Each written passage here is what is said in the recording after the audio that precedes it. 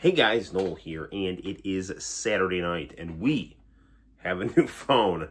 It's been a minute. My iPhone 13, our old workhorse, which helped us stream and do all kinds of fun stuff, was sadly stolen.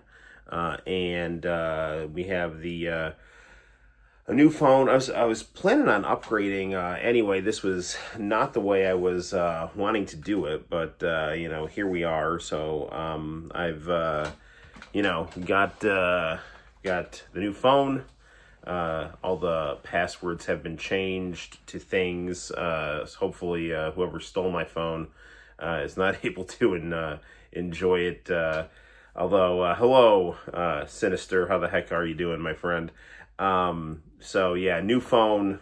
So hopefully this brings some new fun and excitement for the Noel ComiX YouTube channel streaming experience.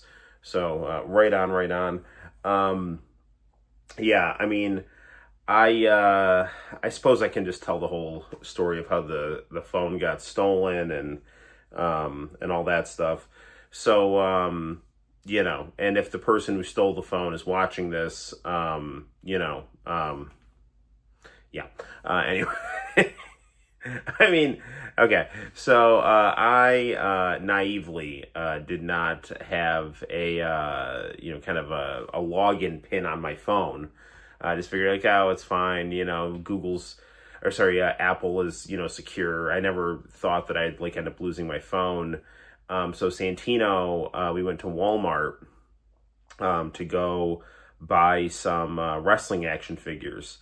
An hour and change and a little less than 12 more hours of work. Oof, well, hang in there, my friend.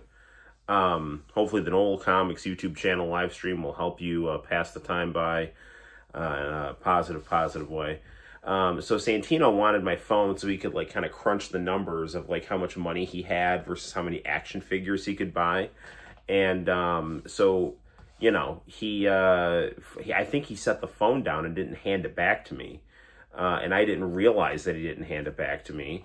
And I got home and I realized oh geez, I don't have my phone. It's we kind of figured maybe I think he told me, he's oh, I think I might have set it down in the toy aisle. And so I rushed back to Walmart. The phone was gone. I talked to some people I knew in electronics and the service desk, and looked all over, retraced my steps, and it was gone. And then about a day and a half later, my wife can see everything, and I can see things too because of the Google alerts. So we could see that people were messing around in the phone and stuff. So then it was just, racing to, report fraud and things like that. The people who stole the phone, they know what they're doing. They were buying gift cards to launder money, and they were trying to buy a PlayStation 5 on my Walmart app, but luckily we were able to, kill that. Yeah, so hopefully all the money gets refunded and whatnot, and we have a new phone. But it's been a pretty stressful week, just basically running around and locking down various money apps and things like that, credit cards, getting new credit cards, getting new passwords, getting new phones, all that stuff. So, but I'd always been hesitant to do things like high-level security on my iPhone, just because I was kind of skittish about Apple having things like my fingerprints and my facial structure and things like that. But screw it, man. I just so this phone's got face lock and all this kind of stuff. You're eating Mongolian noodles and drinking lemonade. Man of culture, I see. You were messaging me earlier about Cody Rhodes, and did he ever mention that he was out of the Elite in AEW? Probably. There was definitely Hangman. There was a storyline where Hangman left the Elite, and then as the Elite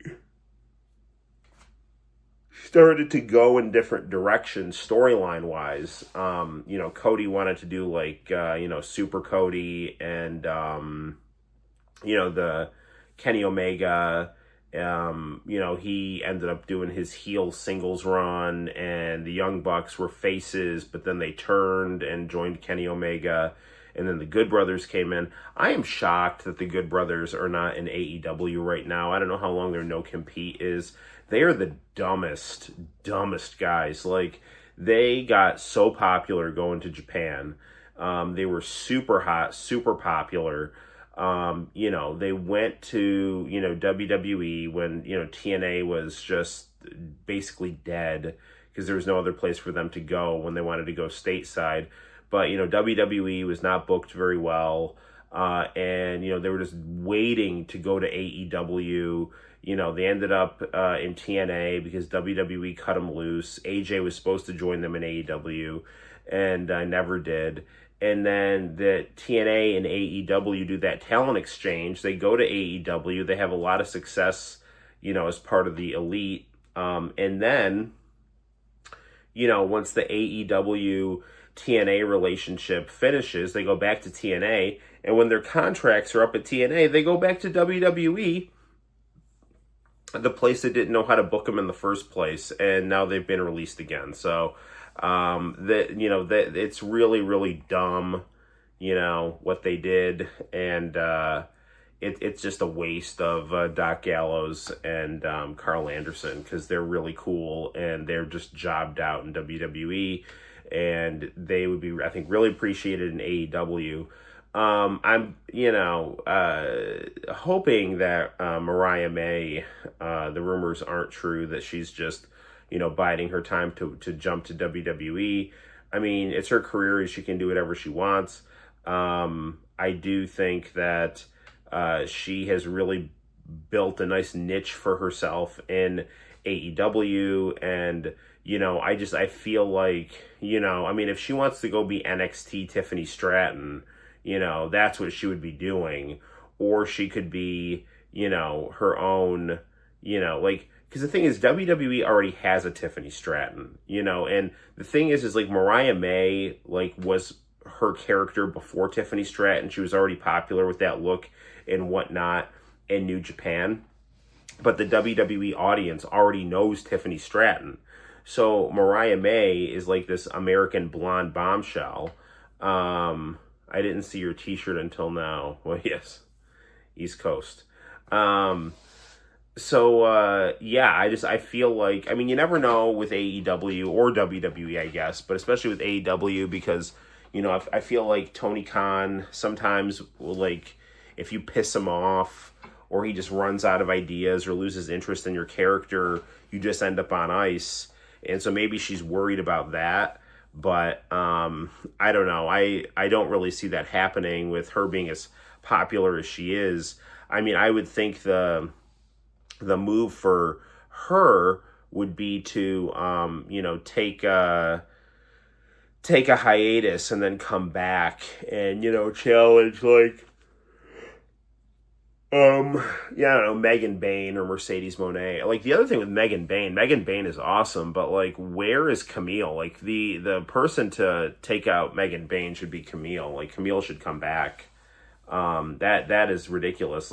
She was, WWE and AEW were both vying for her. She went to AEW, and, she had a nice run as, Mercedes Moné's kind of diesel bodyguard, and now she's just kind of dropped off.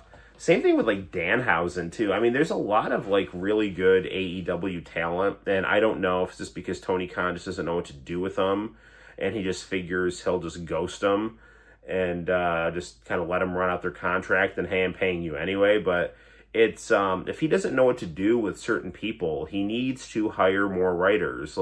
He really does need a Vince Russo, not to necessarily book like Vince Russo in the sense of just constant crash TV, which you can either take or leave. I think there's pros and cons to it. But the one thing about Vince Russo is Vince Russo always had something for everybody to do. And that is the biggest problem with AEW, is they have such good talent, and they don't have certain, like, and they have just really good talent just sitting on the shelf, just biding their time, getting pissed off and waiting to jump to WWE. I became a member of the coolest Facebook club I've ever been a member of. Very good, my friend. What is that club? Yeah. What else is going on? See if anything interesting is happening sports-wise. I haven't paid attention to the NFL draft. As far as the Minnesota Vikings is concerned, I just want them to draft, just spend everything on an offensive line, get the best offensive line. East Coast mutters. Well, have fun, my friend, with that. Get your car nice and muddy. Trying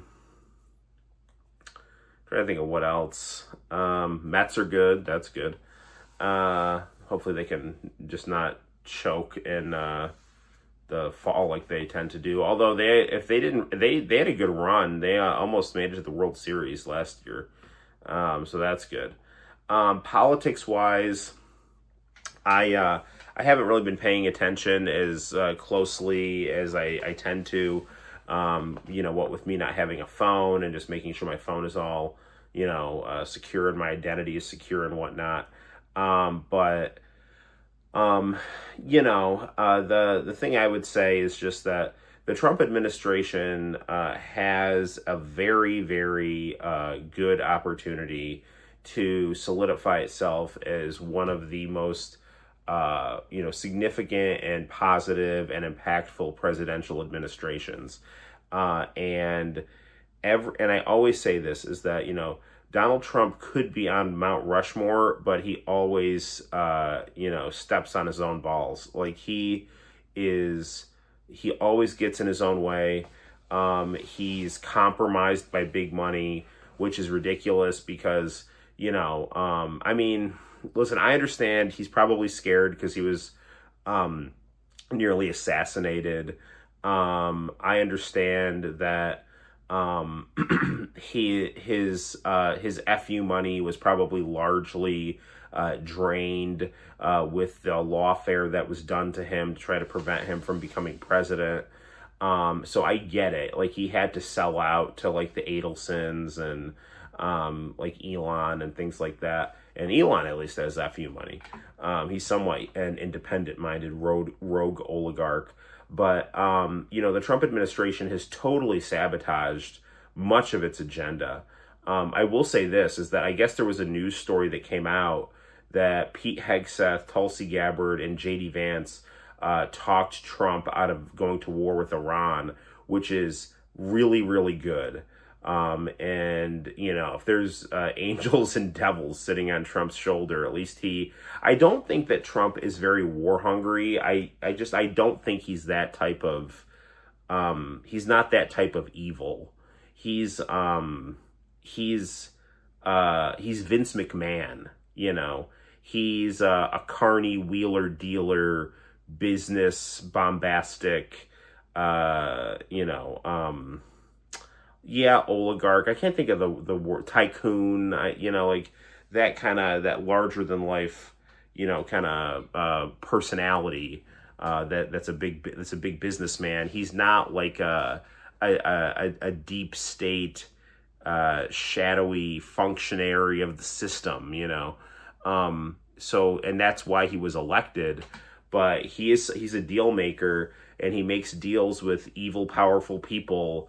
And, that are, I think, more evil and sleazy than him. And that might be saying something. And then that compromises him from just, kind of regular cartoony, huckster corrupt to now you're getting blood on your hands in order to try to survive in this disgusting system. It's almost like, he wanted to join this gang and now he has to do like, gang initiation killings or something like that to prove that he's legit.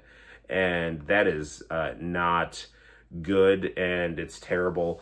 But at least, if he can avoid a war with Iran, like that will be worth voting for him. Because if he does go to war with Iran, he will destroy his administration. He was elected to stop new wars and fix the economy. And since he's been elected, He reopened Biden's bombing and Obama's bombing campaign in Yemen, which he also continued during his first administration. But the thing is that Trump got that ceasefire in Gaza, at least temporarily. And once there was a ceasefire in Gaza, Yemen, the Houthis in Yemen stopped attacking ships, definitely U.S. ships. And, Trump got caught negotiating with Hamas. Israel got mad. Trump let Israel break the ceasefire. And then to prove his loyalty to Israel, he started bombing Yemen. And this is not anything against Israel as a project. Like, I think Israel has a right to exist. Last stream suddenly and abruptly ended. Like, when? Like, recently? I don't know. I don't know. So anyway, what was I saying? Yeah, I mean, Israel has every right to exist. It has every right to defend itself. But it does, in my opinion, not have a right to go against international law. I was talking about my stolen phone and I got cut off and replacing everything.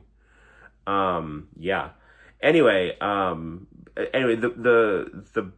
best offense is a good defense. And I do think that there is definitely room for diplomacy in the Middle East with Israel and the surrounding countries, and the path that it's taking. The Netanyahu like encouraging the U.S. to participate in these regime change wars, this all this kind of neocon utopian imperialism to try to dovetail the agendas of Israel and the United States for the 21st century at the expense of sovereign Middle Eastern nations and, untold hundreds of thousands or millions of lives over there is disgusting, and people need to speak out about it. And the other thing that's incredibly stupid that the Trump administration has done is that, they got elected with a mandate to, clean up the illegal immigration issue that, had really blown up as a part of the more, globalization agenda, Democrats who were, very pro kind of globalization, big business. They thought that they could, bring in immigrants for cheap labor and easy votes. And, things like wages dropped and crime spiked. And so, Trump got elected on, securing the border. And, in order to prove his loyalty to the kind of the shadowy powers that be in Israel and things like that, he starts deporting people with jailing people with green cards who are, critical of Israel, and like op-eds and like shit like that. Like that's ridiculous, and it's super illegal, and he's opening himself up for impeachment. And, the other big thing is, with these like mass deportations, like we don't need a penal colony in El Salvador as a deterrent. Maybe he thinks we do, but Trump was elected not to be Dick Cheney. So we don't need like a Gitmo for Latin gangs crossing the border. You can just send them back to their own country and, let their governments deal with them. Because the border is already secure. It's not like they're going to be, coming back over. So he's totally undercutting and sabotaging his immigration mandate with illegal and sloppy, policy that could very well easily get him impeached, because there's certainly enough people that hate him in politics. And there's usually a big congressional shift to the opposite party after a president is elected because people are let down by their expectations, and Trump is absolutely letting a lot of people down. I will say, though, he is, I think, trying to wind down the war in Ukraine, which is good. And he, at least for now, has hit the brakes, it looks like, on an attack on Israel. And he does have the potential and has shown that he can be independent-minded and peace-oriented. So it's just a question of him not getting any more blood on his hands and just, living up to what he could be, which is a great president. But I just don't think he's a great person, and he's too susceptible to, he's I don't know. I think he's too susceptible to other powerful people that he thinks he can make a deal with. Like he's not of the status quo, but he's so adjacent to it that even though he doesn't always make the same, it's like the things he did, like the basement is lower and the ceiling is higher. When he does something good, it's better, and when he does something worse, it's like it can be worse than the status quo. So he just needs to stay out of the basement, and nobody's going to listen to me. So I don't know. Anyway, so that's my kind of political spiel right there. Well, hopefully everyone out there is doing well. We got the new phone. We got the iPhone 16. It's pink. It's like vaporwave pink. When the guy said, "What color do you want, black or pink?" I'm like, "Pink." And he's like, "Are you serious?" I'm like, "Yes." And he's like, "Do you want the glitter case?" I'm like, No. it's flying too close to the sun. I want it masculine yet stylish. So. Right on. I kind of want to get like either like some kind of like vaporwave kind of sticker for the case, or like a I was thinking about, I have like a pink and black, like the camera has like black guards on it, so it is like a Bret Hart. It's a pink phone with like black trim on the secure things, and it's actually got one of those little white kind of magnet things on the case, so it is like Bret Hart colors. I almost kind of want to put a Bret Hart trading card in the back of the phone. I think that would actually look pretty cool. So yeah, it's a really sharp phone.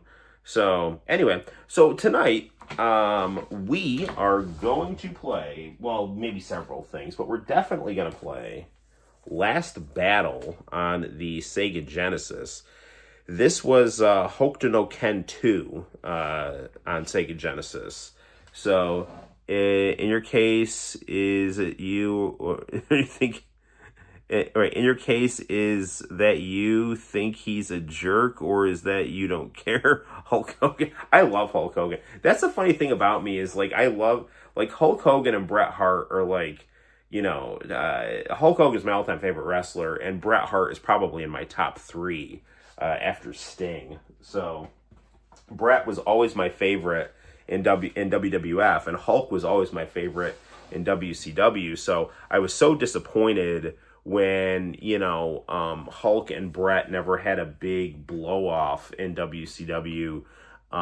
It was a real missed opportunity. I just I don't know why they all three were in an angle together in WCW, and it was good, and I wish it went better. I mean, I liked Bret in the NWO as kind of like Hulk's lieutenant, but they never really did anything with that, which was really dumb.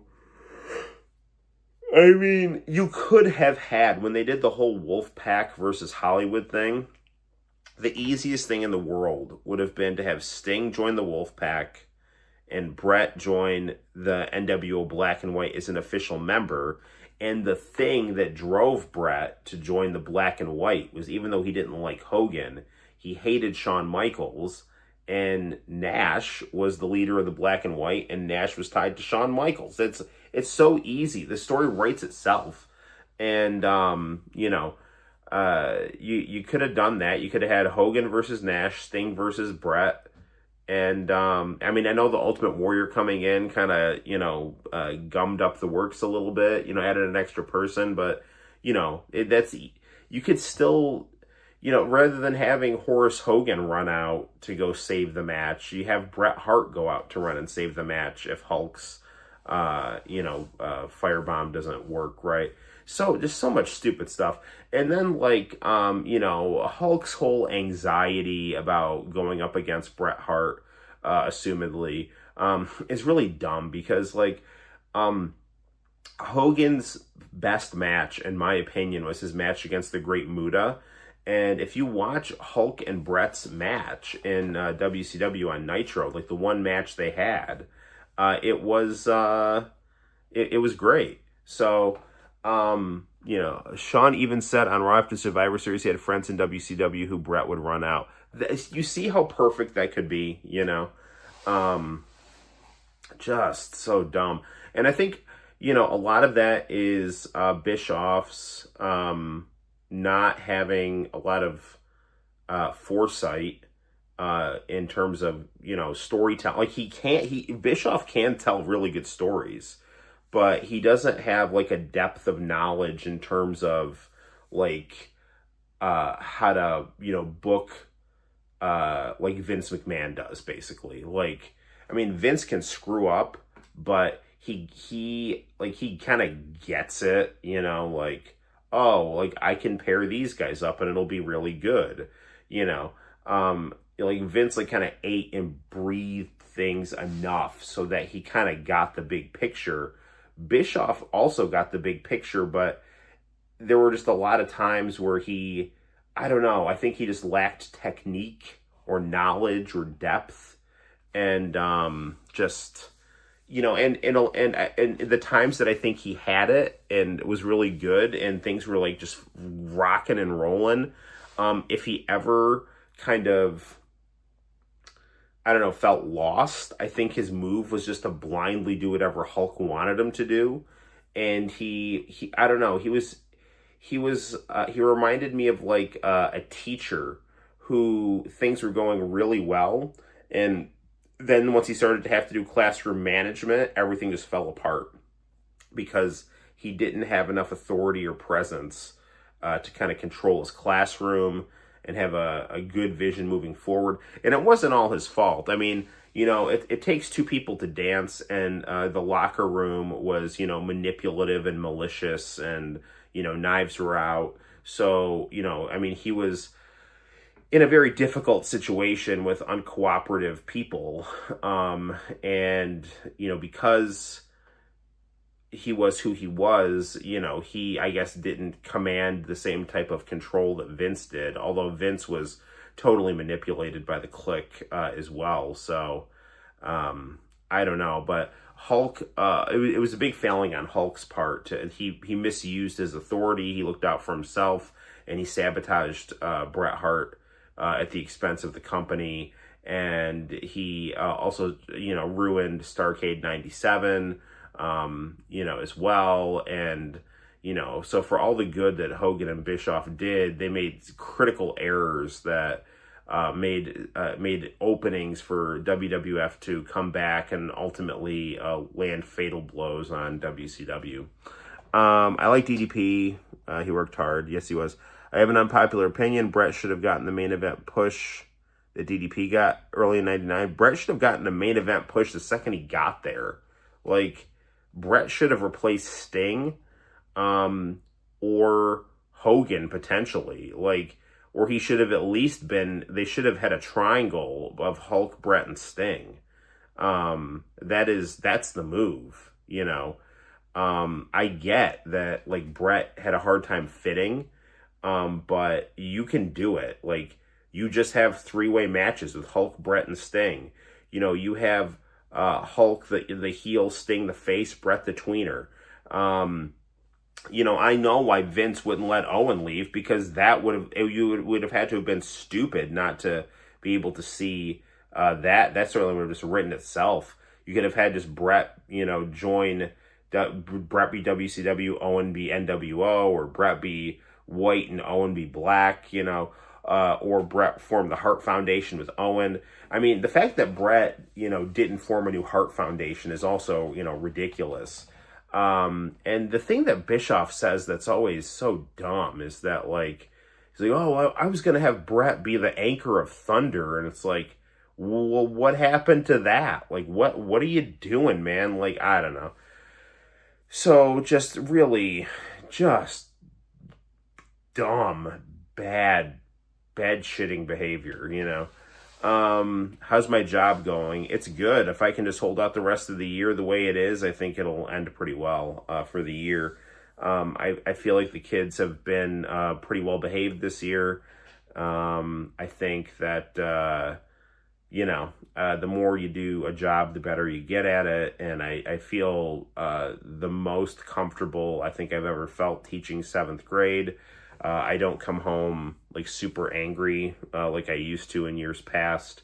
So, hopefully I can just ride out the next 2 months and things end well. And then I just have a nice, long, relaxing summer. Right on. So I've also been watching a lot of Deadlock and One Life to Live. So One Life to Live, the soap opera from the 80s, and Deadlock, the 3 guys, who just kind of are just 3 dudes laughing their heads off about wrestling. I love those guys. So I was just watching them talk about the Eastern Championship Wrestling episode where they formed ECW. That was pretty good. Okay, well, let's play some Last Battle here. I got it going on the Trinitron through RGB. So, I also have a Game Genie code. This game is, hard and kind of annoying, but I have a Game Genie code to pick up where I left off, which was this dungeon in the 3rd level, and I also have, extended, quasi-invincibility and things like that. So, the thing about this game that was really dumb is that there was no continues.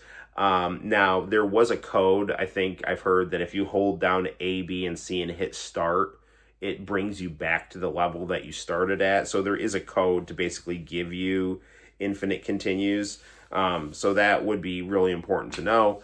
But we're just playing with some Game Genie codes that I punched in before the stream started. So here we go with Last Battle, the localized version of the second Fist of the North Star series on Sega Genesis. This is the one where Bart and Lynn are grown up, and Ken is older and fighting alongside them in the apocalypse.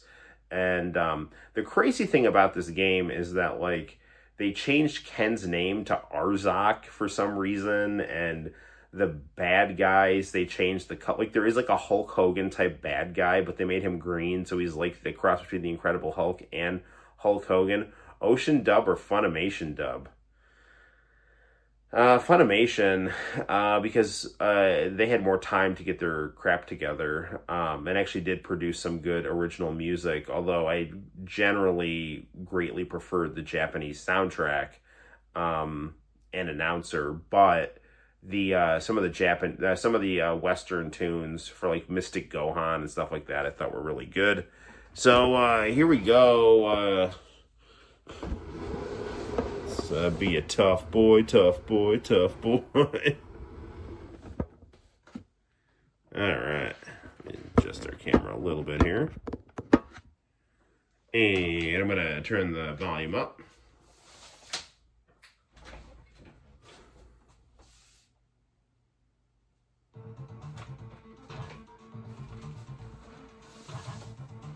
This was actually a launch title for the Sega Genesis in America.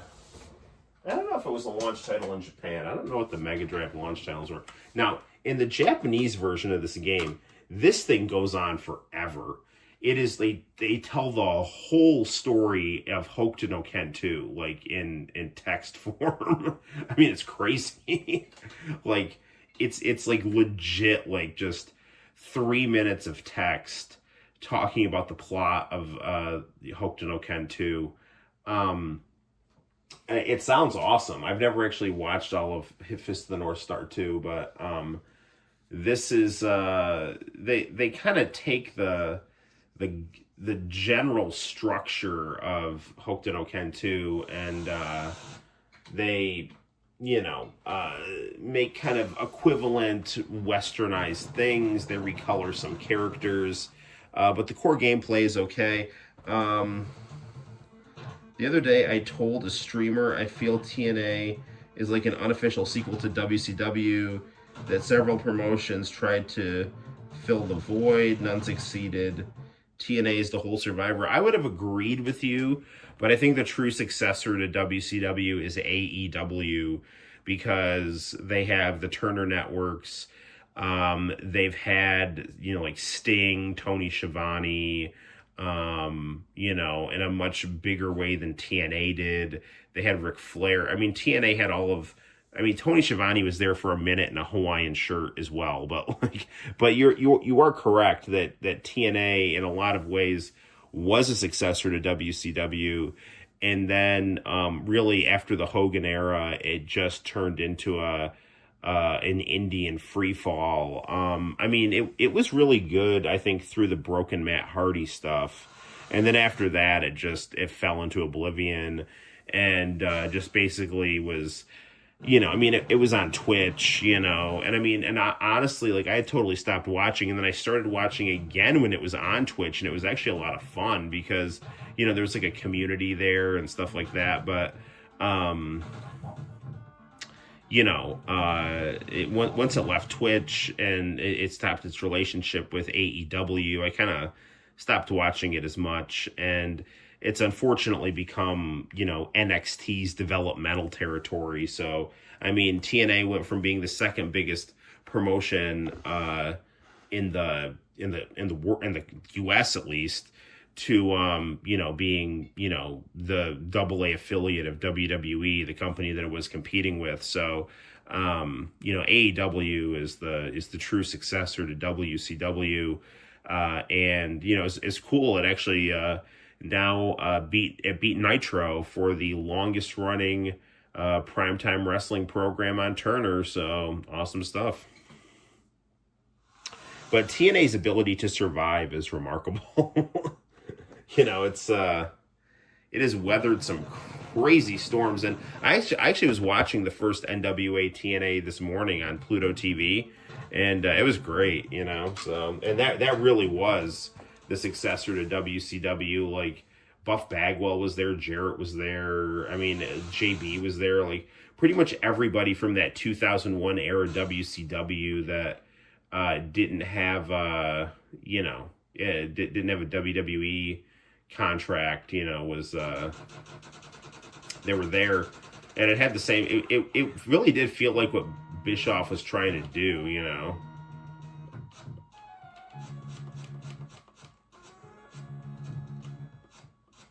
when he was trying to move things to Vegas, So rather than moving it to Vegas, they moved it to Nashville,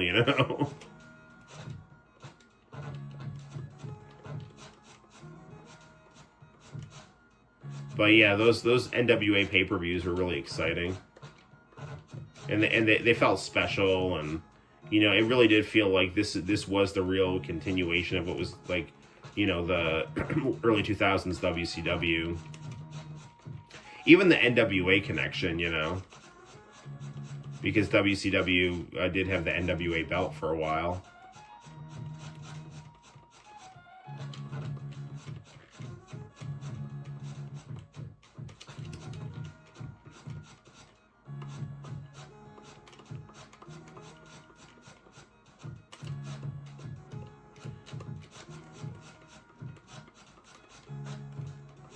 See, if I was playing this without cheating, I'd be dead already, but...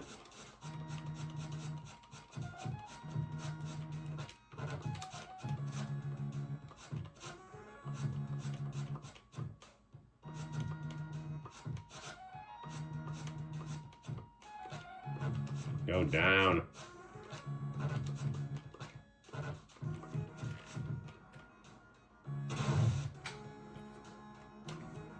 No, that got him. White Tiger, how you doing?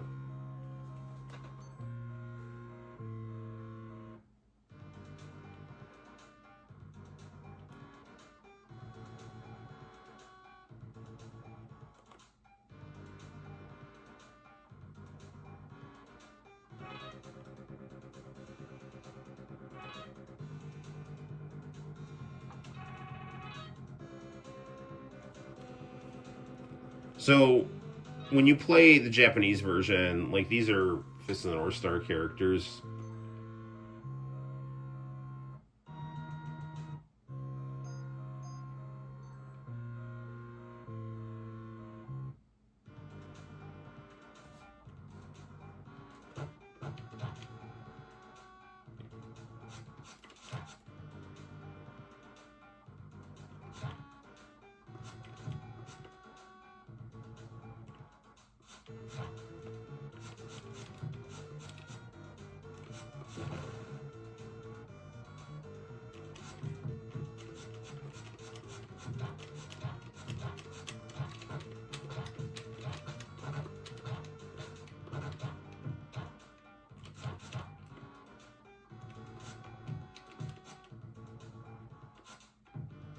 I should have. There is a code where I can like start with more power-ups because like when Ken gets really powered up, his shirt will burst off. Okay, now this is... How does this work here?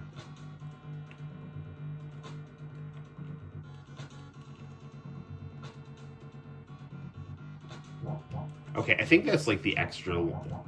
I was like stuck in this earlier because I didn't know how to do the long jump. And I think you have to like kind of crouch and charge it up here. These maze levels are like super annoying.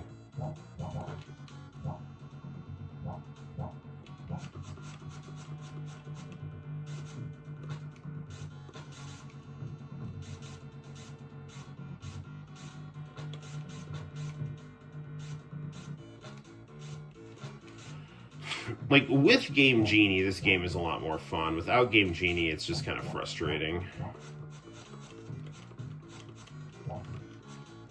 I mean, it's playable, you know.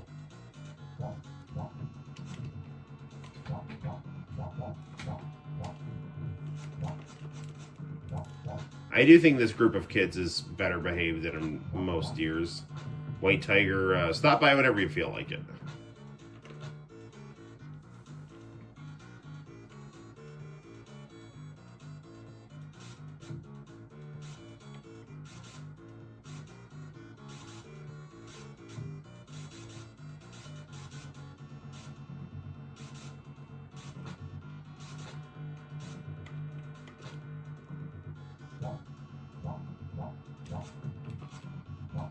I was watching Saved by the Bell, the college years this morning. It's good stuff. Mr. Belding came back to help with an emergency Thanksgiving dinner. That's what I call a good program. Let me try something here. Okay, that works. Okay. That's the long jump there.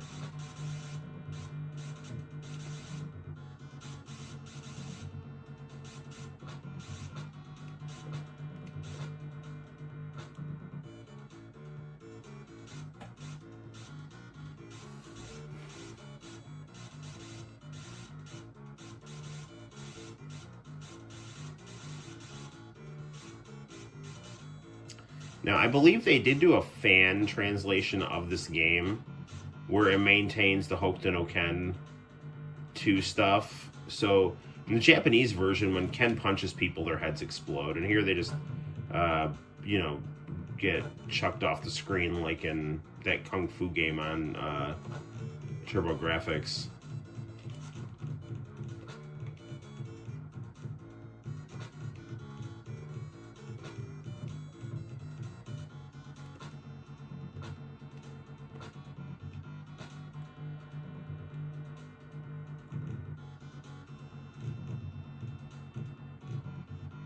Right, now this is the part where I got stuck earlier.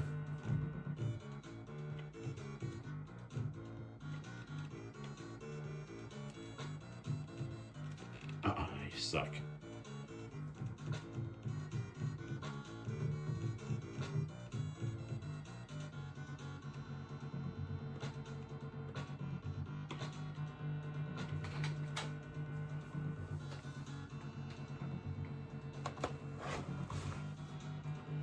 Alright. Sorry, I was just moving the laptop there.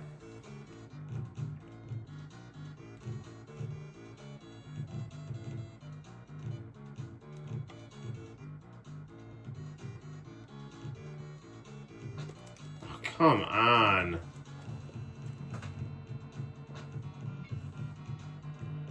You know, I don't remember the episode of Fist of the North Star where Ken got pebbles thrown at the back of his head and he couldn't make this jump on a maze dungeon he really wanted to get through.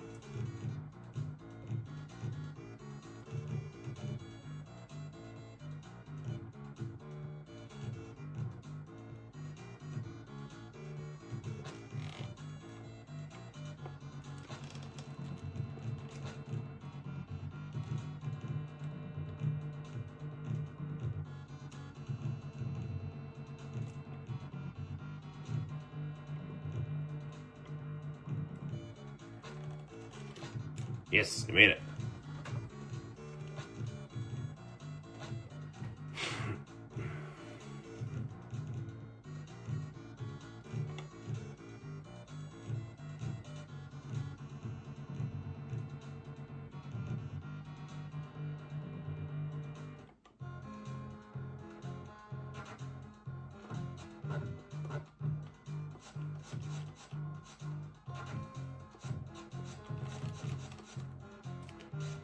I don't know all these guys because I haven't seen a lot of Fist of the North Star 2.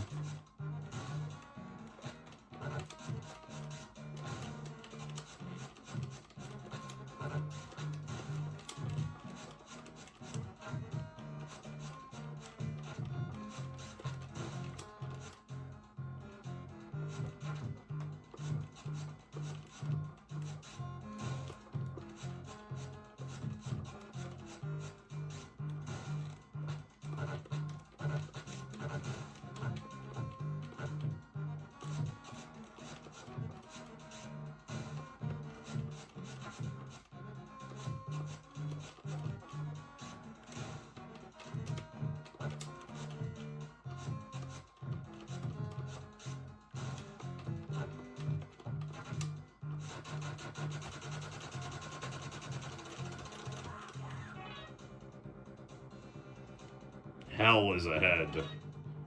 What sort of place is hell?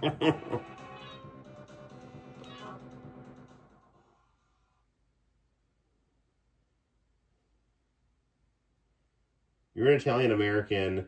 You ever get tired of the fixation and glorification of the mafia? All the time. Yeah, I hate it.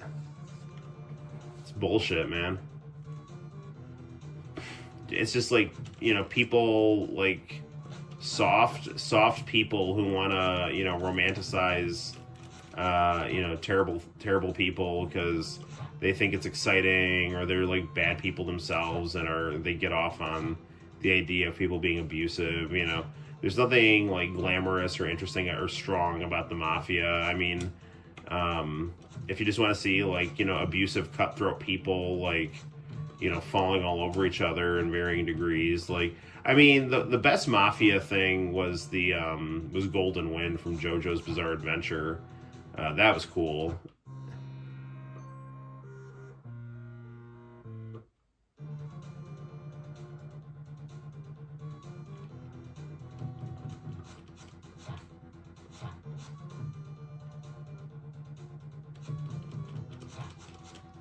This game Genie Code is really cool because it acts like a memory card.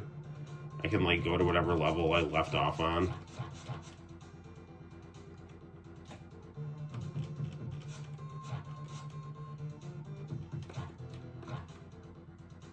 Yeah, no, I mean, it's just like, you know, I've had women in my family that have just gotten involved with like abusive Italian men, and there's like, you know, that's just they I don't know, they think it's like sexy or something to get, you know, abused, and it's like, all right, have fun with that, you know, like, or they get like, you know, the whole like mystification. It's like, I mean, I don't know, I think in their minds it's like, oh, I'm getting banged by Vegeta, like this is fun, you know, like until like, you know, Vegeta like blows up a planet and leaves you behind or something, you know.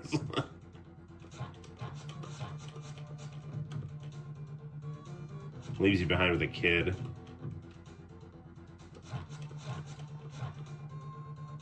And then you're like, you know, I don't know, dealing with the residue of that whole situation.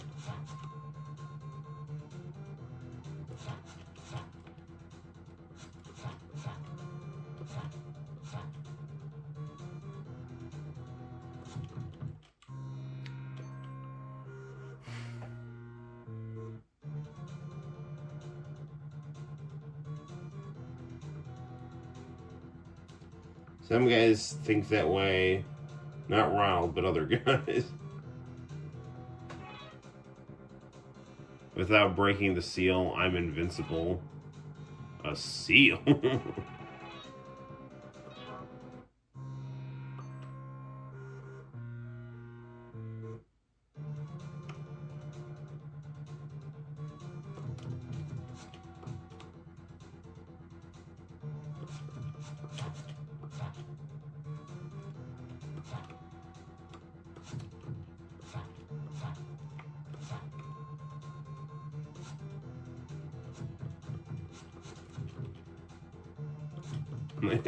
I feel like all the dialogue in this game is like, "Hi, Marzak, let's fight about it."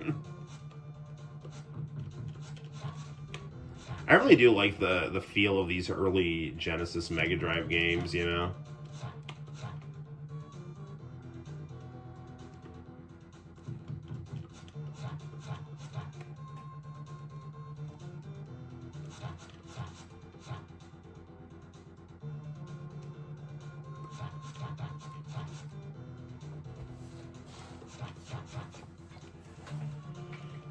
You know, I think like these games are like the really big sprites. These are the ones that are, you know, the best. Like, and even like the cartoony games like Wonder Twins and stuff are great. Or Doki Doki. Cheeky Boys.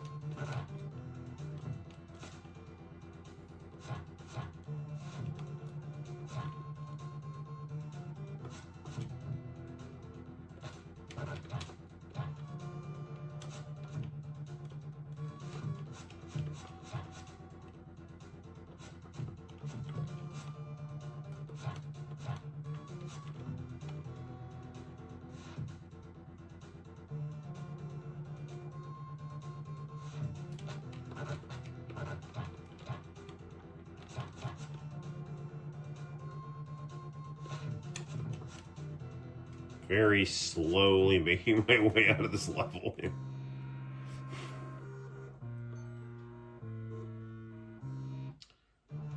I've never played Capcom's Willow game. You got the new iPad 10 the other day. Nice.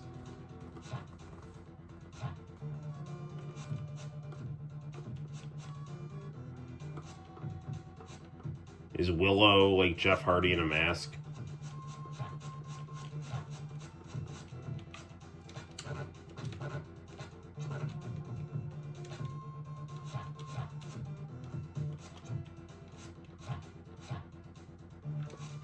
I'm waiting for that new Capcom game where I can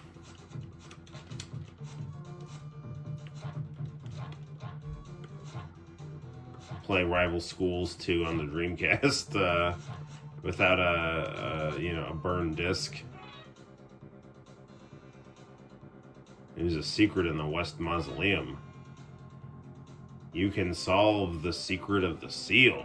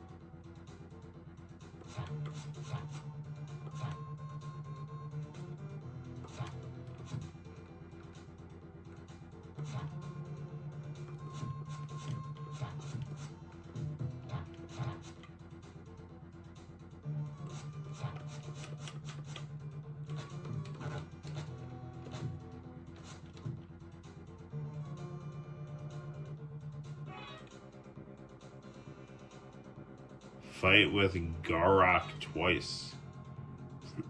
Huh?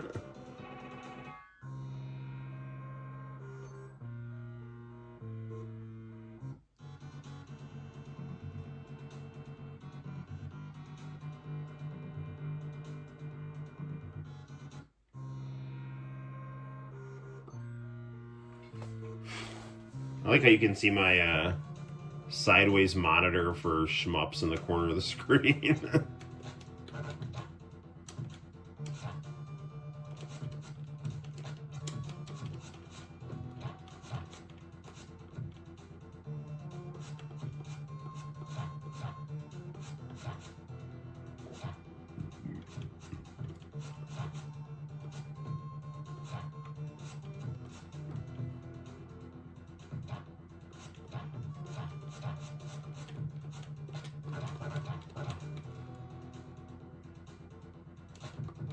Can you imagine how, like, annoying this game would be if you just, like, kept dying and then having to, like, do everything over again?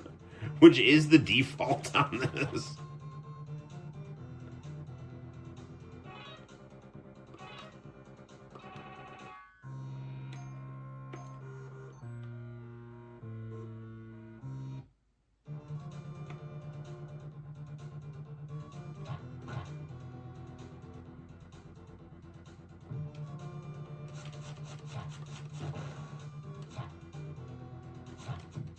Evil Australian zombies with giant boomerangs.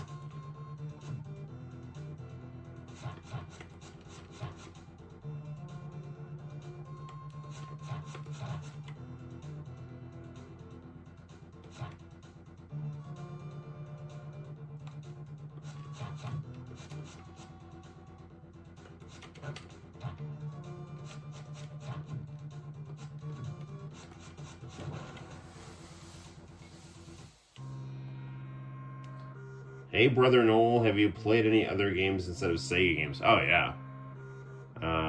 Lots of stuff here.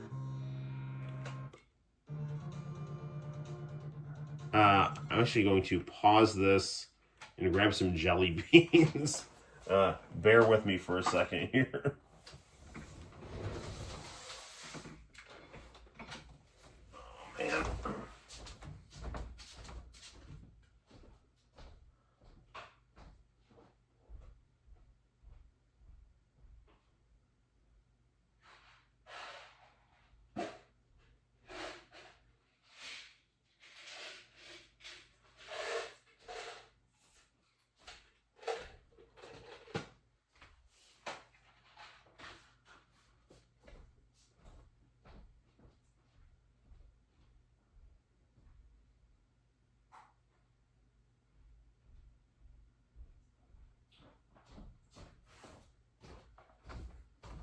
Okay, I'm back. Santino won 2 giant jars of jelly beans at this Easter egg hunt. So there's still quite a bit left. Well, not a ton left. He and his sister made a pretty good dent, but they're really good. Alright. Where's my controller? Back to the game.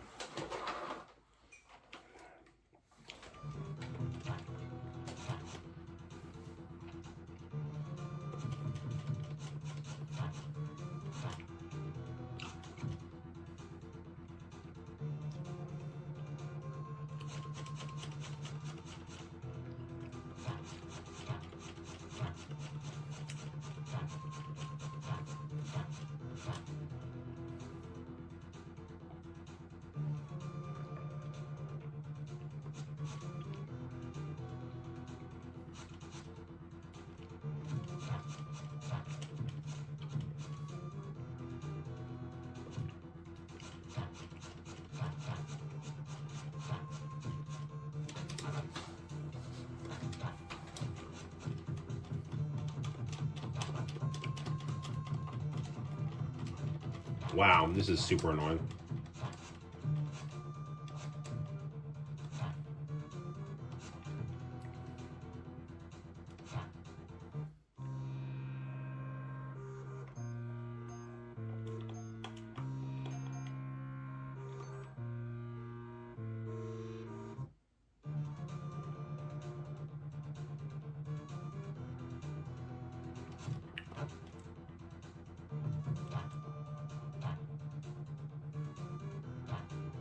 It said there was a secret in the West Mausoleum. I don't know what the West Mausoleum is on this map here.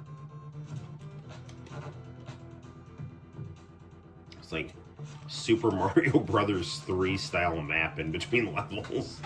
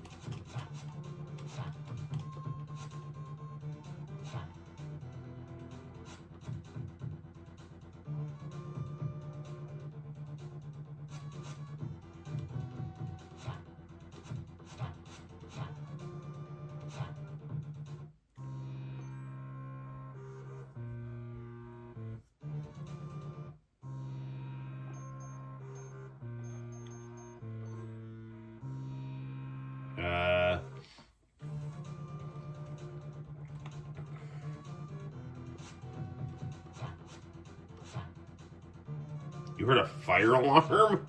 What? Where did you hear a fire alarm?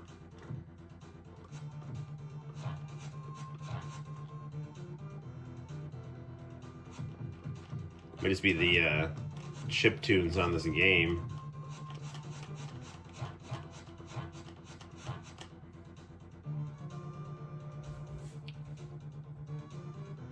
As I try to run away from these, or confidently walk away from these hordes of kung fu zombies here.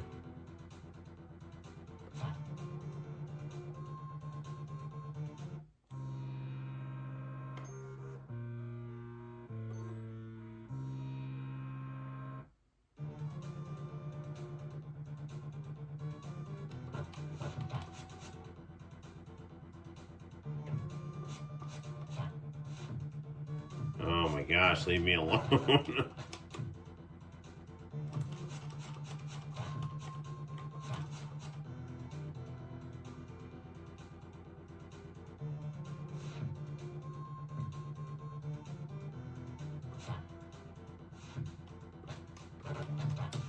Sorry if I'm not talking a lot here. I'm just trying to move forward here. Okay, try up here. What's up here?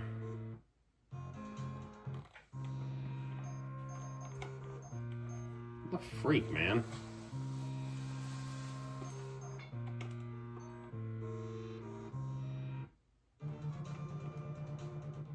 I hate that you can't, like, exit. You have to, like, walk through the level all over again.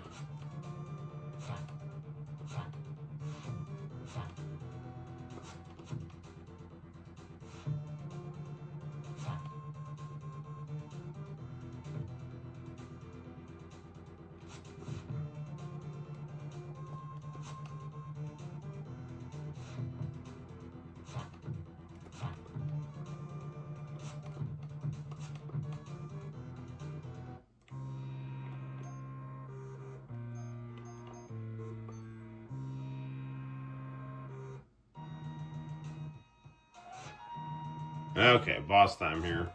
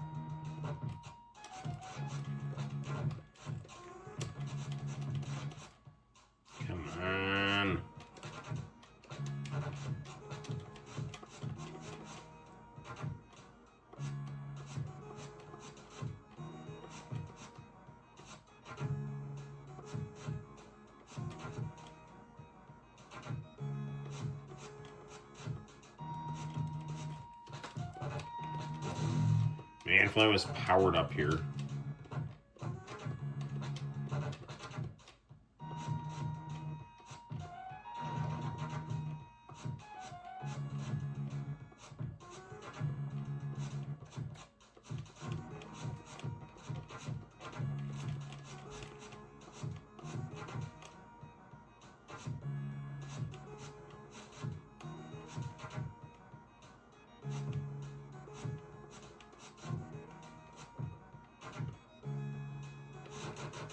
There we go.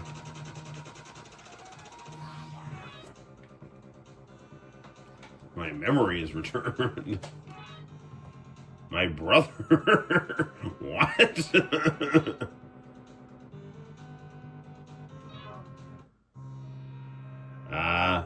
What?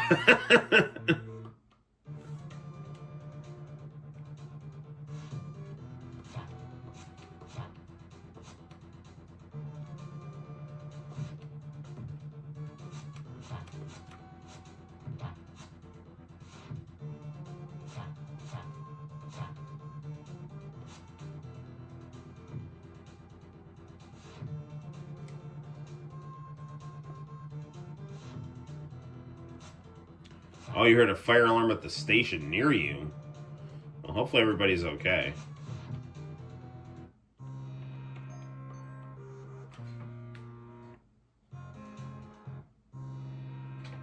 Well, I guess you just like stand there for a second and then you're kicked out of the level.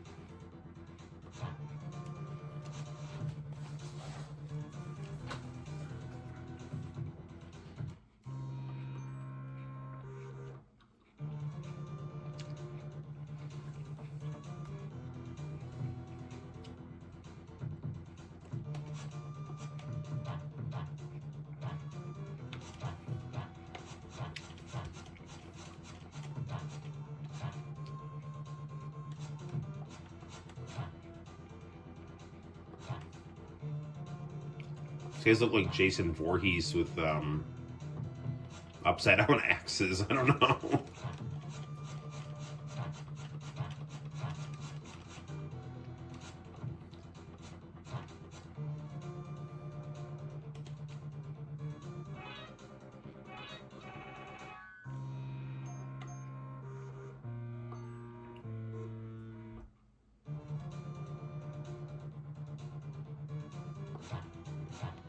Man, I don't know where the Western Mausoleum is.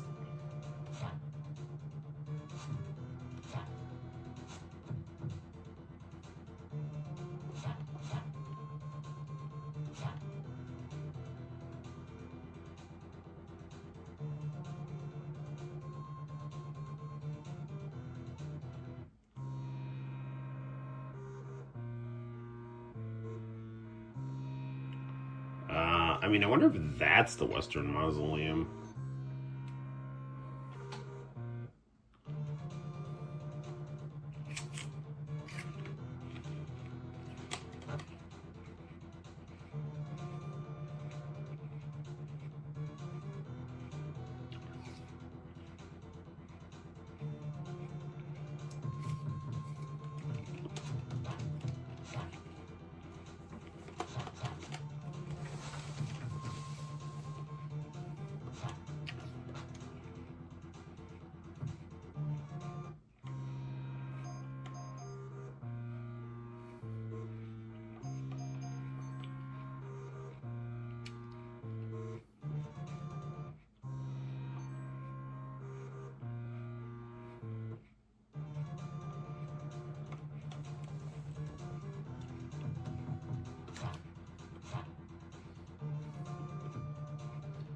I'm trying to like eat apples and hold the controller at the same time.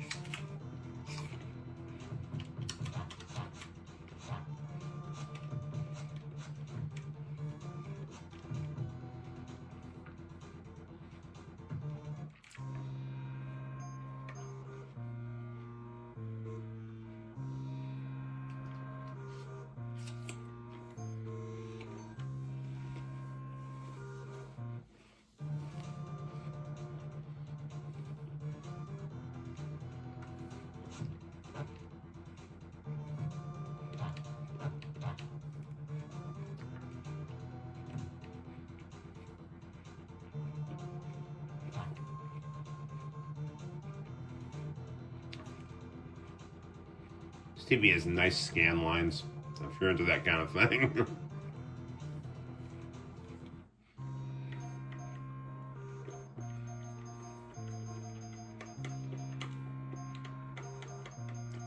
Man, why won't it let me go this way?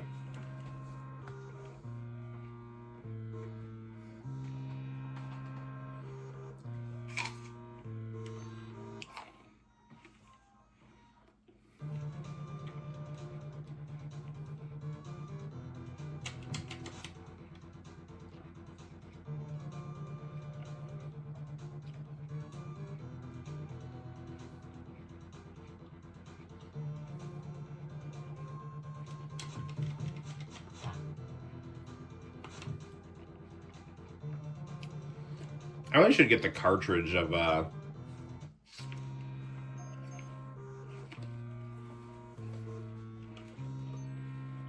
the Japanese version of this game, but fan dubbed in English.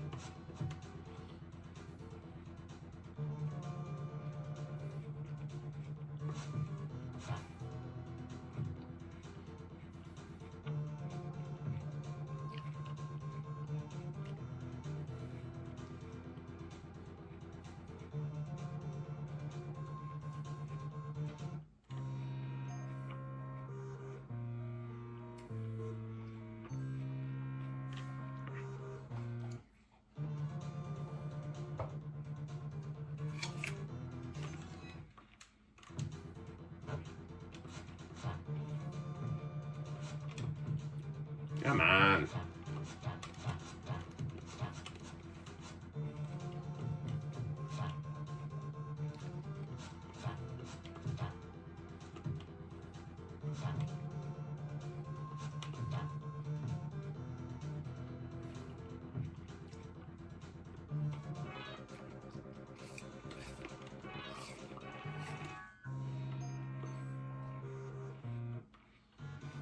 Okay, this is it.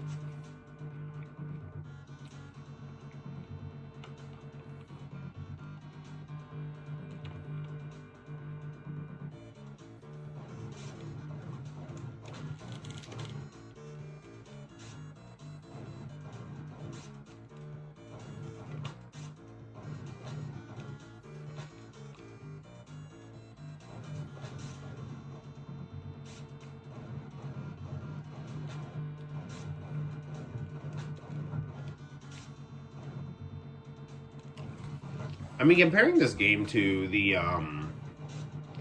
visuals, at least, of the stuff that was out on NES at the time, I mean, this is good stuff here.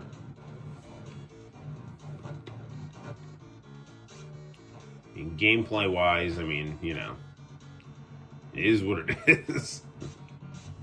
It's like way too difficult, but if you can cheat at it and play through it, it's pretty fun.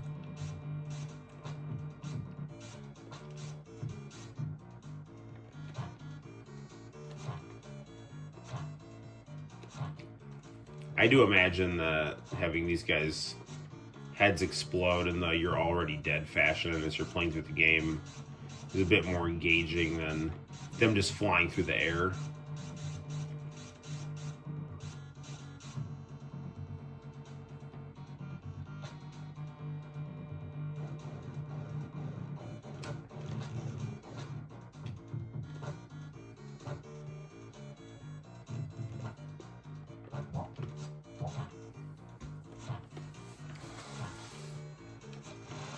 There we go.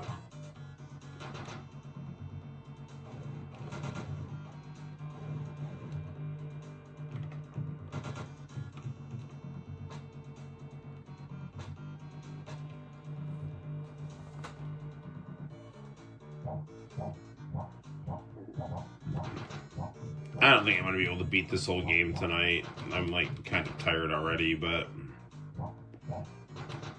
I at least want to beat this level.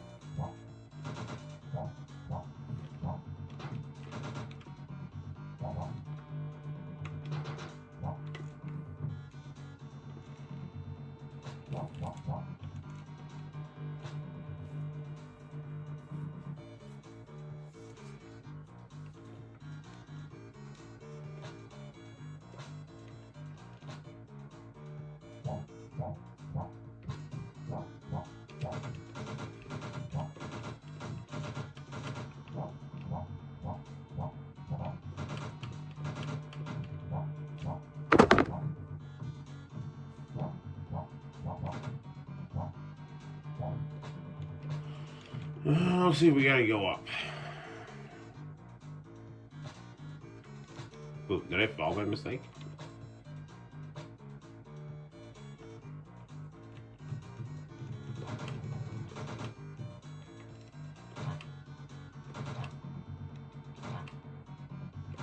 Yeah, I mean, I'm starting to feel myself getting a wee on the tired side here. Now, you know what the usual remedy for getting tired on the Noel ComiX live stream is usually international channel tapes.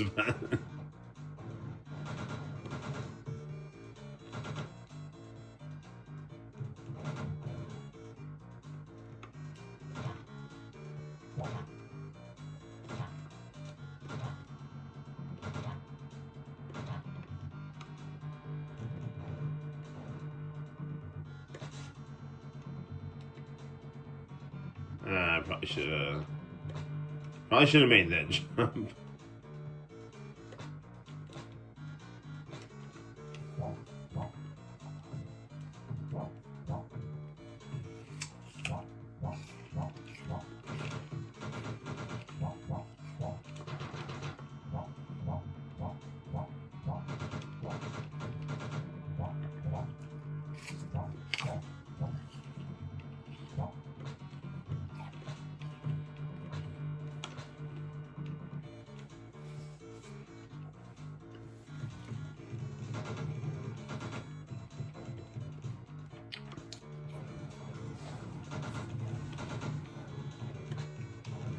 No, come on.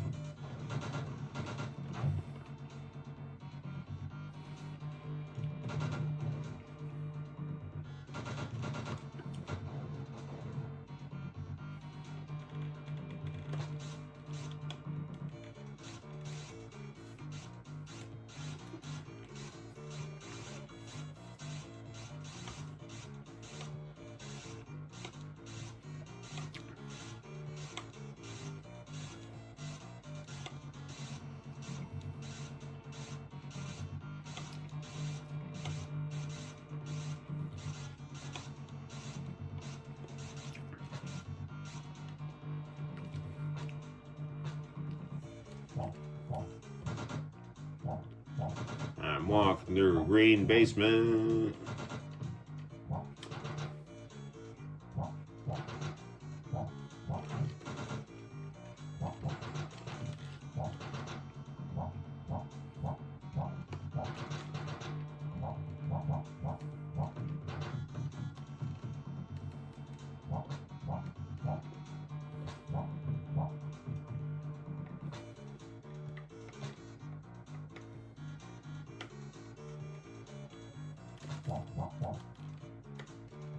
The way around that.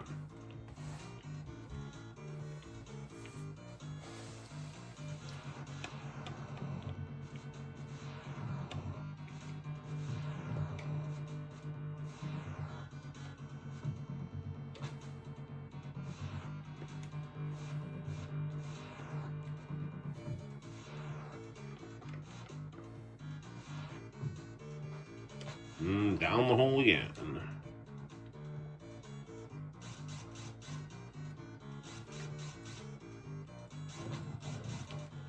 Oh, shit.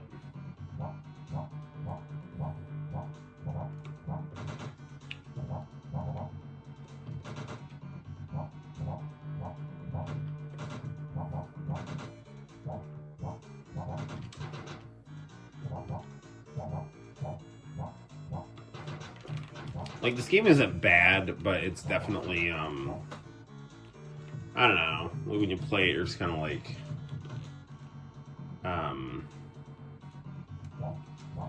you know, it's like, it's good, but it's just not, you know, super captivating. But I do love the look of it and the franchise, and I mean, it is a fun scrolling beat 'em up, but just the difficulty is off the wall, man.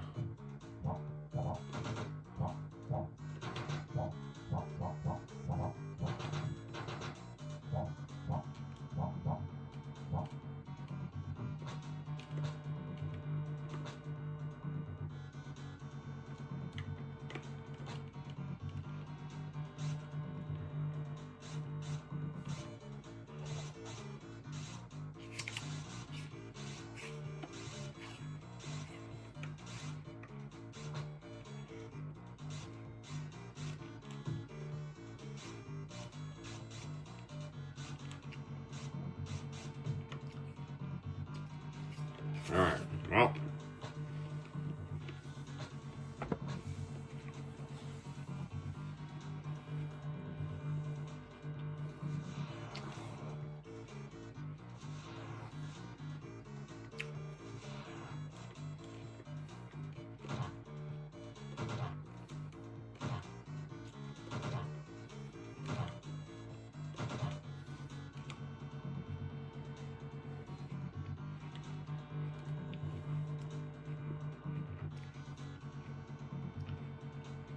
Nothing like walking into a brick wall.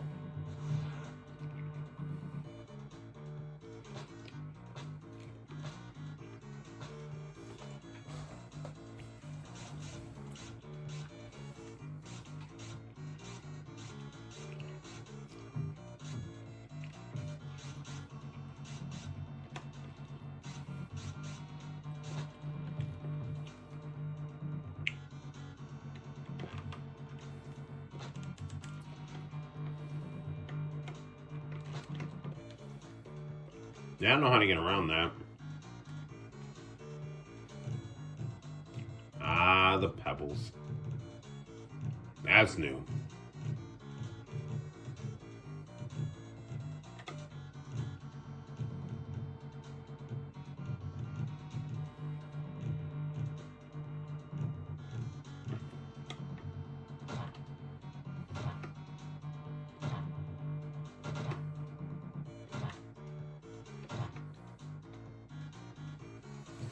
Oh, come on, Kenshiro.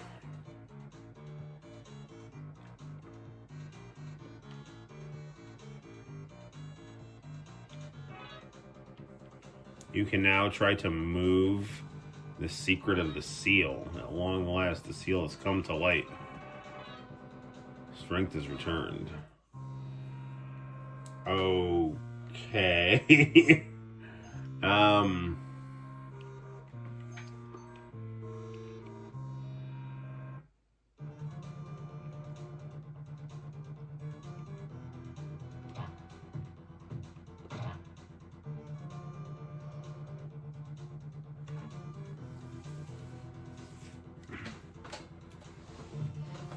Oh, come on, Ken. Will you get away from me?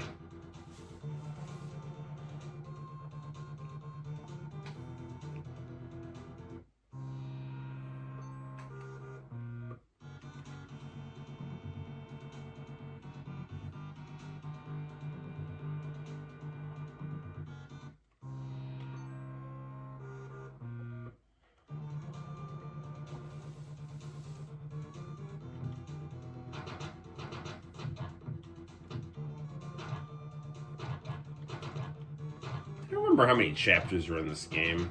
I want to say it's something like 6.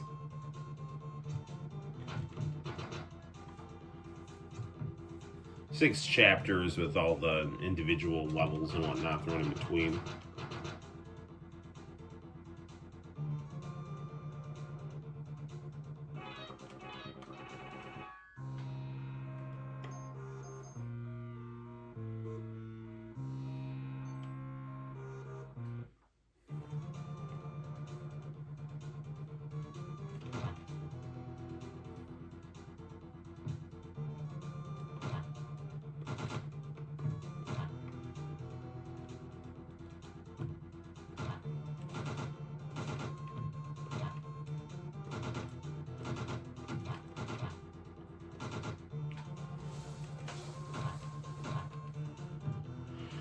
Oh man, the Blue Man Group. It's good to know that they survived the apocalypse.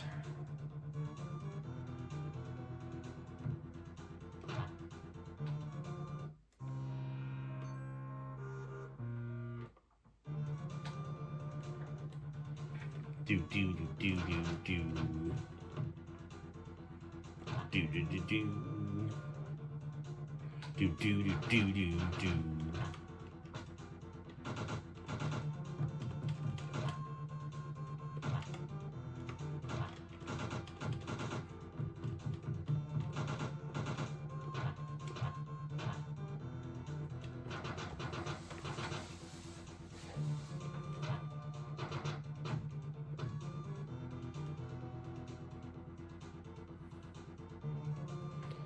Oh, come on, I can. Keep power walking forward here. We're almost out of there.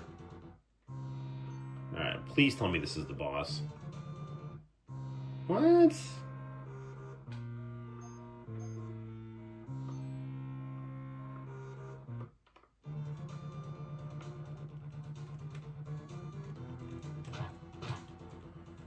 Oh, man. Wish I had better directions here. I have no sense of direction. So then my wife drove down to Robot City to get this game. In box with manual. Wait, this light.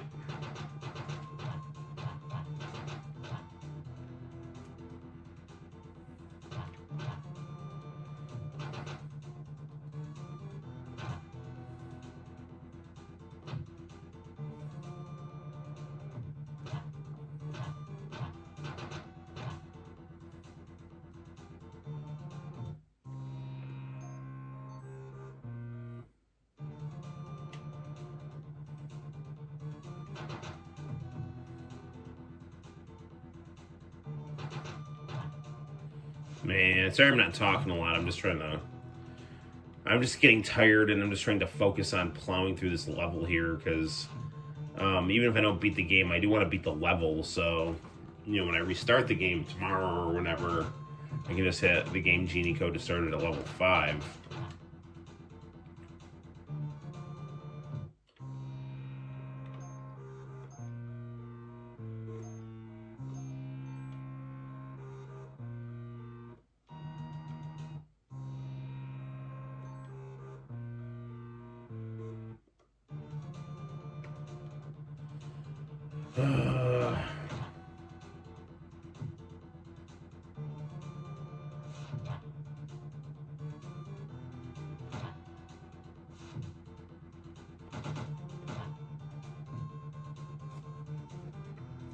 I got this game with the Sega Genesis 3. However, Sega Genesis 3 does not take Game Genies, so can't cheat on it. Sega Genesis 3 has very nice video quality when connected to SCART.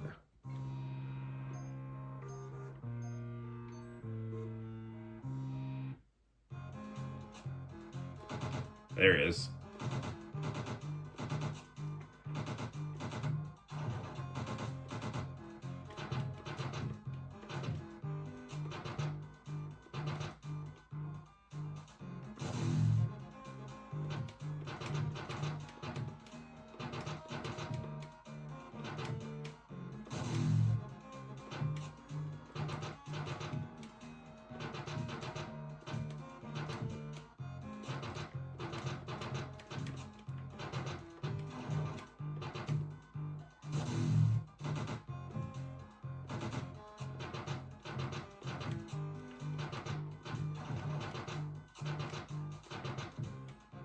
Oh, come on, go down, man.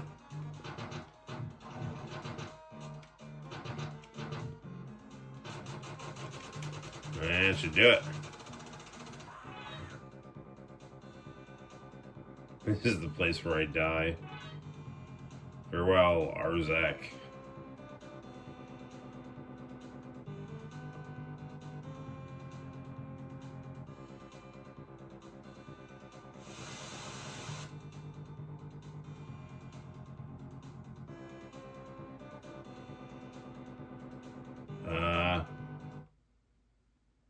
Okay. Was that it?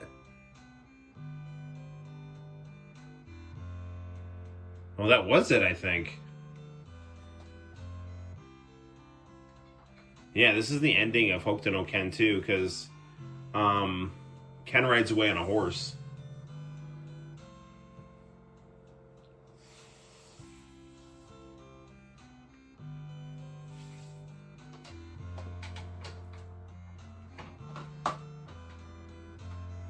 So Bart and Lynn are Max and Alyssa.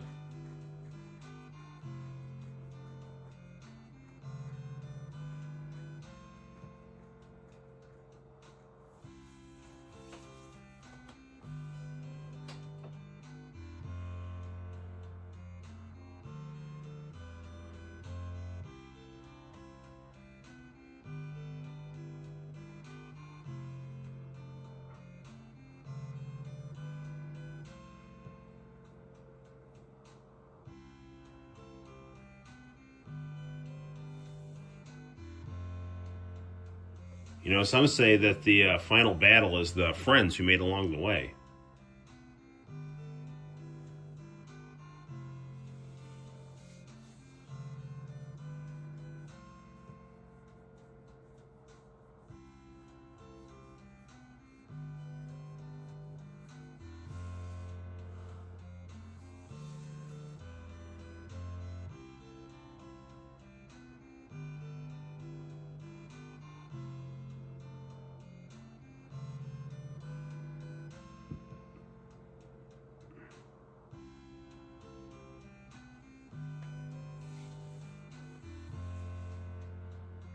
The more you know.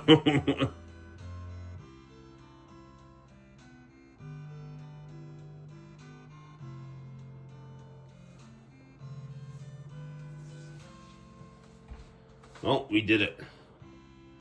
We beat the game.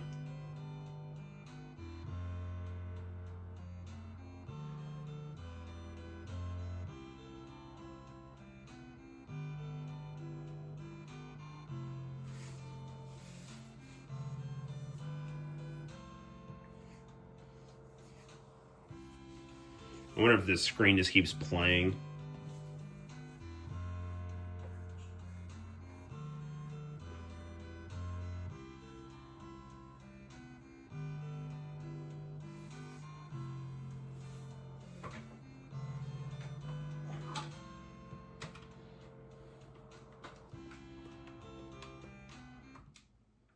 Nope. Just if you hit start, it goes back to the game. Alright. The Great War devastated the land, and a nefarious power established an empire where blah, blah, blah, blah. Jet Kundo. Not to be confused with Jeet Kundo.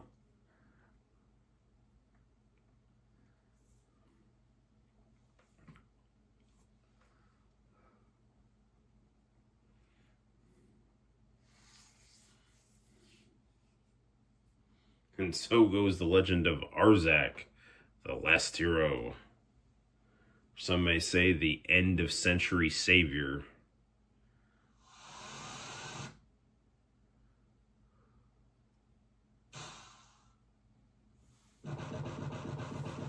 Oh, Sega 1989, will you ever learn? Okay, so that was Last Battle. So right on. Why don't we do I want to go to the kitchen for a snack? It's almost like 1 o'clock. Let's with the remaining time left in the stream, let's check out the little smaller TV in the VCR and see what we got here.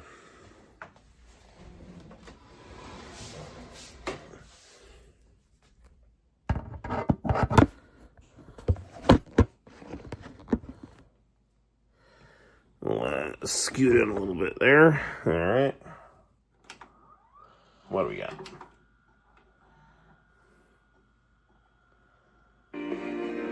Ooh, it's Mr. Adjo.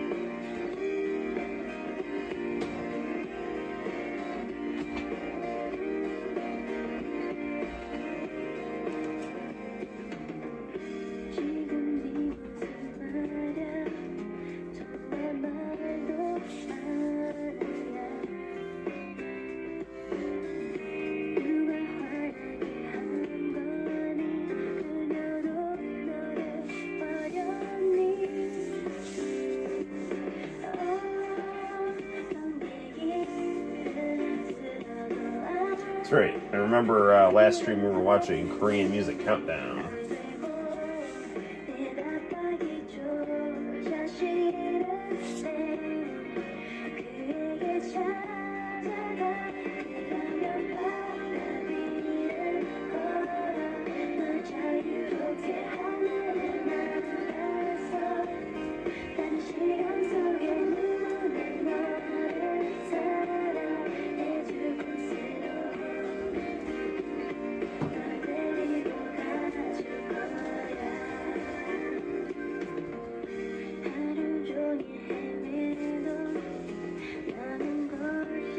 Oh man, yeah, nothing invigorates you like some good international channel tapes.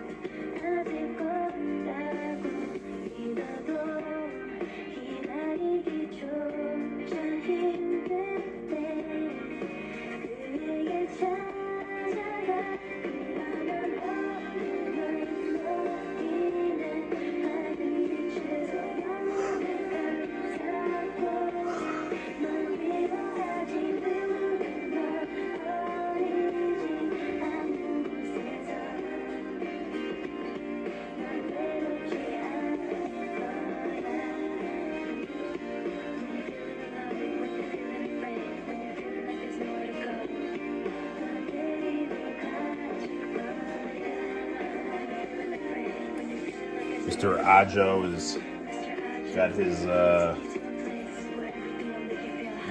cool wide lapel suit on.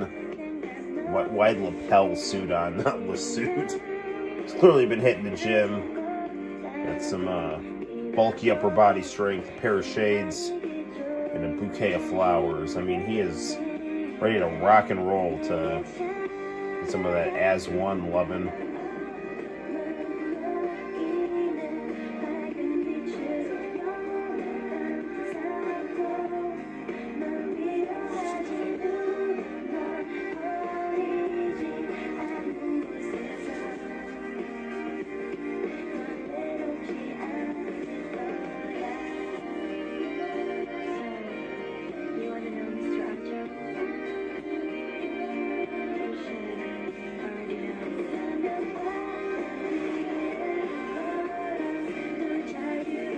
I like those headphones she's got there. Those are pretty cool.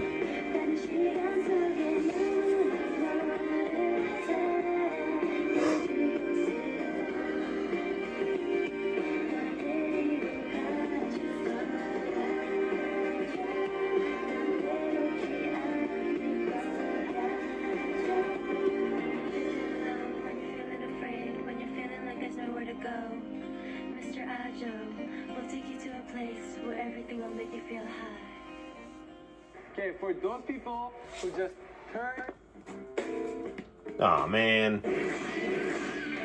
I love the Korean music countdown. Same place, same time. Anime is next.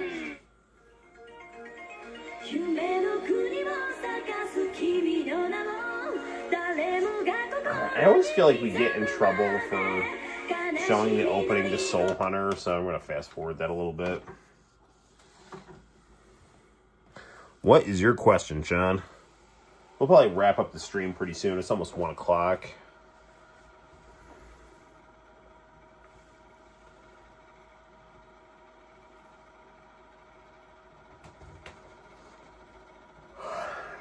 Alright, what do we got here? Why don't you quit that boring bandit business and follow this guy? Fushigi Yugi.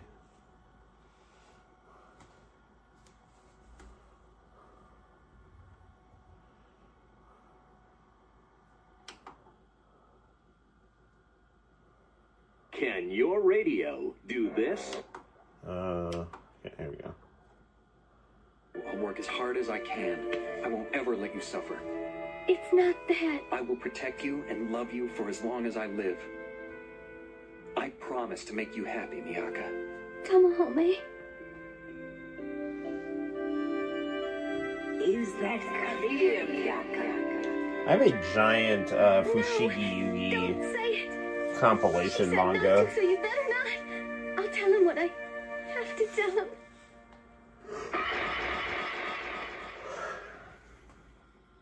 What are you talking about? You're not really serious, are you? It sounds so ridiculous. Miyaka? Tell Mahome, I think you've got the wrong idea about me somehow. Asking me to marry you. You're joking, right? I'm the priestess of Suzaku, and you're just one of my 7 guardian warriors. What?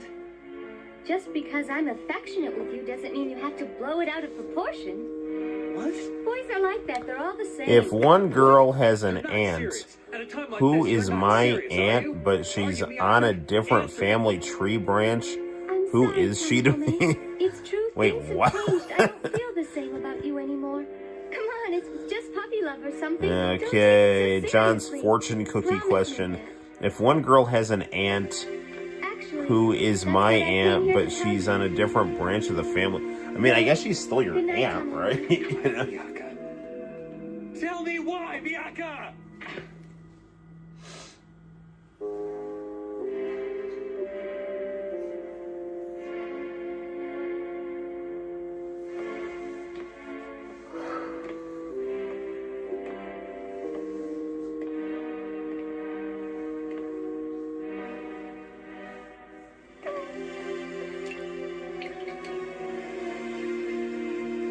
It's no use. We can't love each other anymore. Forgive me, Tamahome. Forgive me.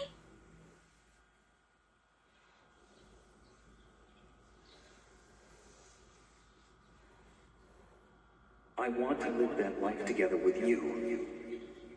But we can't. We can't. Well, good morning to you, Miyaka. Oh, good morning. Fast forward a little bit. I don't want to get in too much trouble here.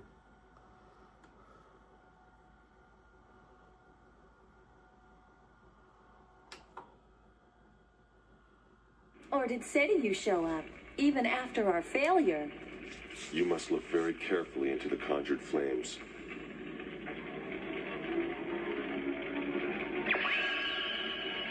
Eyes. But do you know what it means? You must have heard of Taitscoon by now, haven't you? She represents the Yang principle, and this particular entity represents the Yin. I have invoked him here on your behalf. Yui Hongo, priestess of Seiryu. If you wish to summon Seiryu, listen carefully to the course of action I am about to explain to you. Summon Seiryu.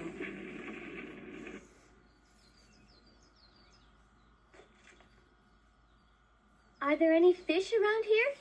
Who knows? Oh, Yui and your troublesome nature.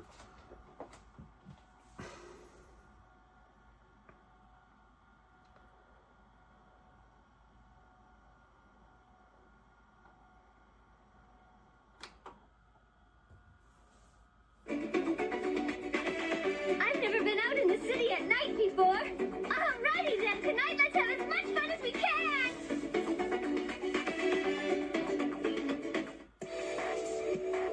As an international...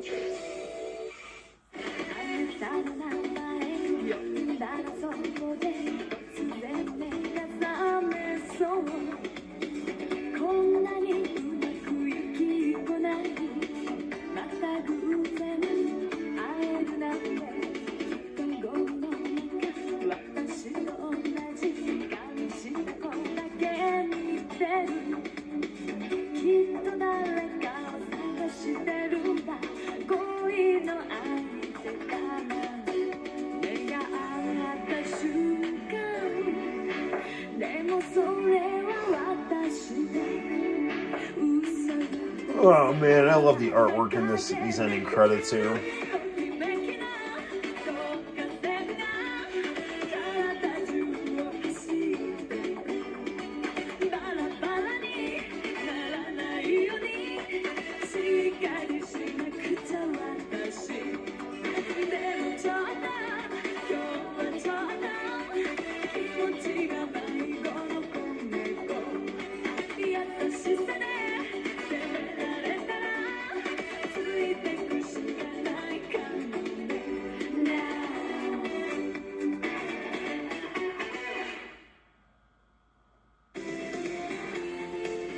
she must relinquish her amorous feelings for Tamahome. This is the destiny of Lady Miyaka as the priestess of Suzaku. The two devoted sweethearts must remain apart, but their hearts are still connected, profoundly and completely. Next time, Star Festival. The proof of love is strength of the heart. Oh, Miyaka and Tamahome, will you ever learn? Is that the end of the tape?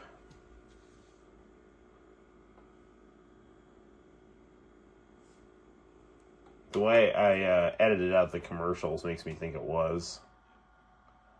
I was trying to conserve space. Let me see.